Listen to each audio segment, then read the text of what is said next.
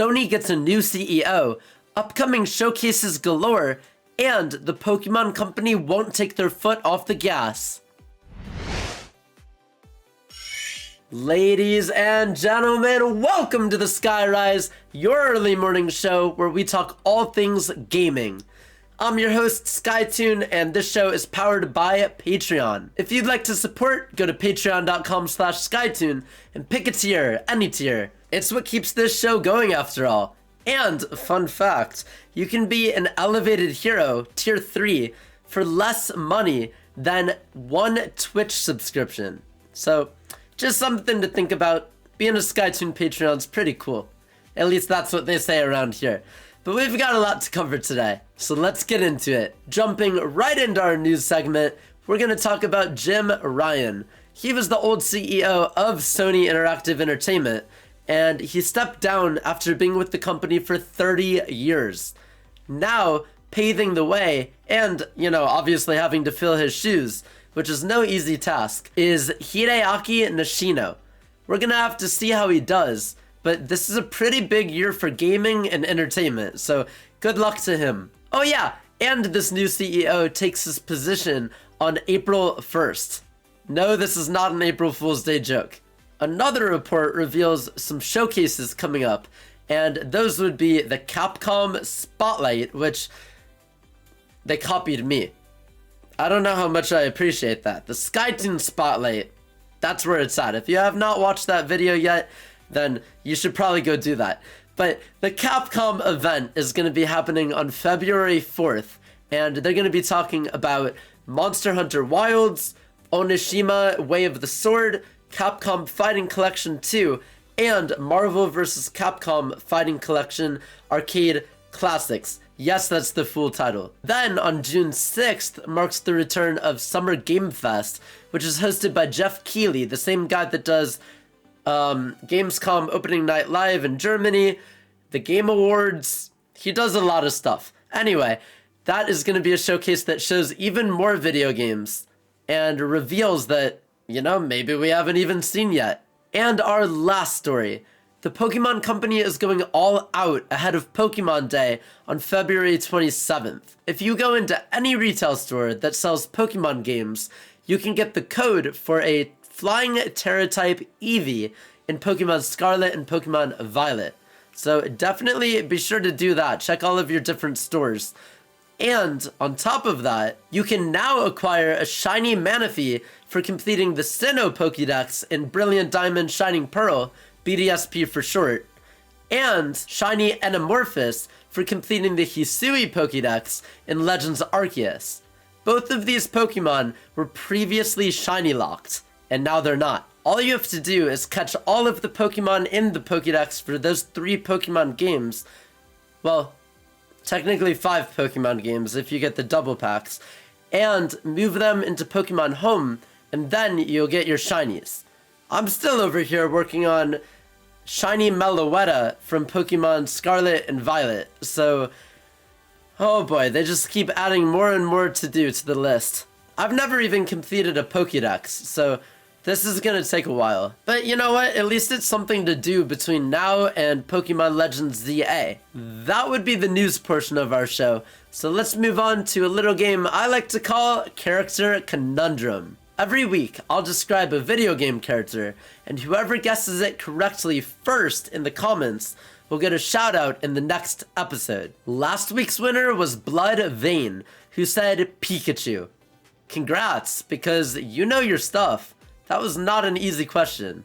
Now, if you'd like to increase your chances and beat everyone else to the answer, make sure your notifications are turned on. That way, you'll always be first, and you'll never miss an episode. For this week's Character Conundrum, here are your hints. This character is an expert in hand-to-hand combat, even though they have an arm cannon, knows the depths of space like the back of their hand, and has some major PTSD from their historic battles. Who could this be? Good luck to everyone, and stay tuned for the answer. Next up is what I've been playing. And I think it's about time that you guys get an update on Mario and Luigi Brothership, because a lot has happened. there was this huge war between Lord Zocket's army and Bowser's minions, where Bowser got distracted and turned his focus towards Mario and Luigi, splitting apart the islands that they just got done saving, which was extremely annoying. And then we ended up fighting this gigantic sludge monster and landed ourselves in jail. So yeah, it's been a roller coaster of an adventure so far. I'm still playing through Stellar Blade as well, and other than Eve's shower scene, things have gone pretty good. I took down multiple bosses on my first try, which one of them went all one-winged angel on me, like Sephiroth in Final Fantasy, and oh my gosh, that was quite a battle. I also unlocked the ability to craft outfits, and I'm still working on the endless side quests, so the fun continues. More to come on both of those games, but we have to talk about the Twitch Top 5. These are the top 5 clips of the week, chosen by our amazing Patreon community members. Without further ado, coming in at number 5. Alright, let's do it. Let's do it. Oh my god. Yo, this is sick. And jump. Damn, it's been flooded with water. Or not. Go. Uh-oh. What? Whoa, okay.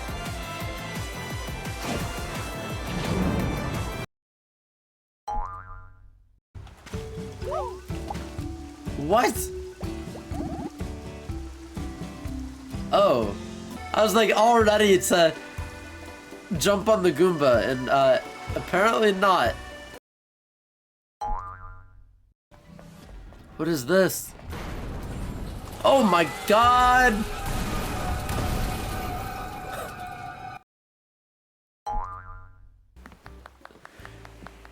Wow. Okay. Think you've made yourself very clear. Be sure to catch all of these clips and more when I stream every day on Twitch. The link is in the description below. It's time for Poke Pools. Last week, nobody commented, unfortunately, which pack they wanted to open. So in honor of the Spacetime Smackdown update, I'm gonna open one pack from each. I really wish that I had the footage, but I don't because I was in bed about to go to sleep. But my first pack that I opened from this update was none other than the Full Art Lucario, the card that we talked about in the last Skyrise. Anyway, remember, you do have the power to decide which pack we open next week by commenting down below. Whichever pack has the most comments will be chosen. Hopefully we get as lucky this time as my first pack, but we're gonna start with Dialga. Go ahead and open, and then we will spin it and stop.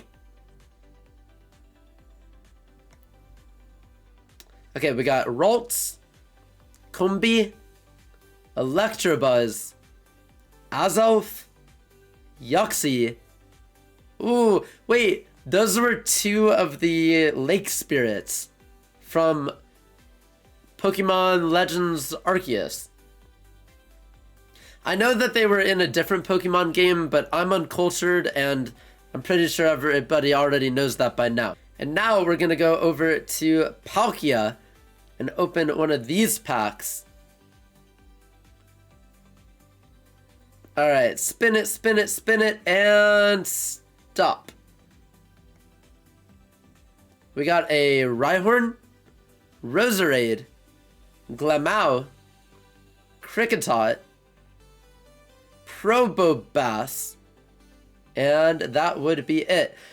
Definitely not as lucky doing this on camera, but you know what? It is what it is. Maybe we'll get a better card next time. Alright, it's time to answer some questions from our Patreon community.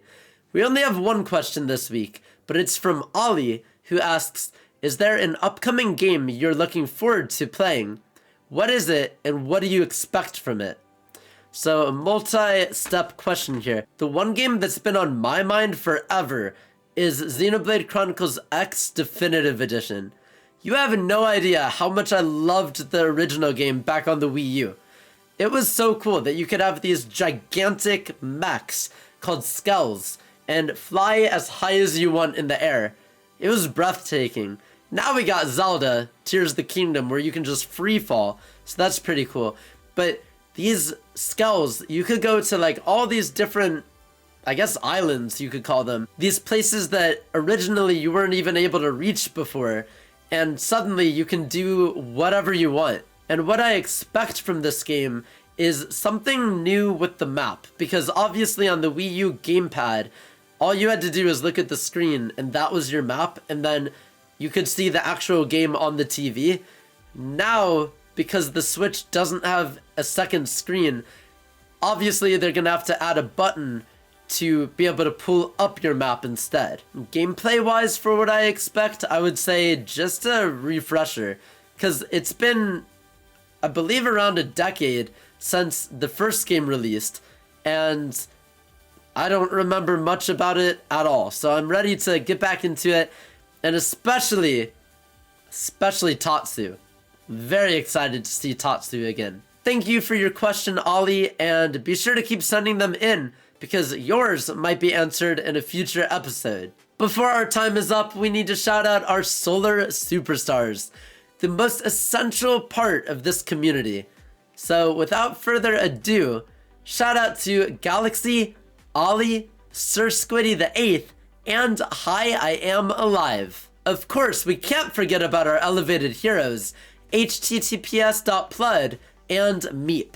Without your continued support on Patreon, none of this would be possible, so thank you. If you'd like to join a tier starting for as low as $1, check out the link in the description below. If you decide to join, you can get early access to both this channel and the gaming channel's YouTube videos, special shoutouts, ability to vote on all of the polls, including the Twitch Top 5, and what games we're going to play in the future, and a whole lot more. So definitely consider it, click the link in the description, give it a look, and if it's something you're interested in, I'd be so grateful if you joined. And that'll do it for episode 4 of the Skyrise.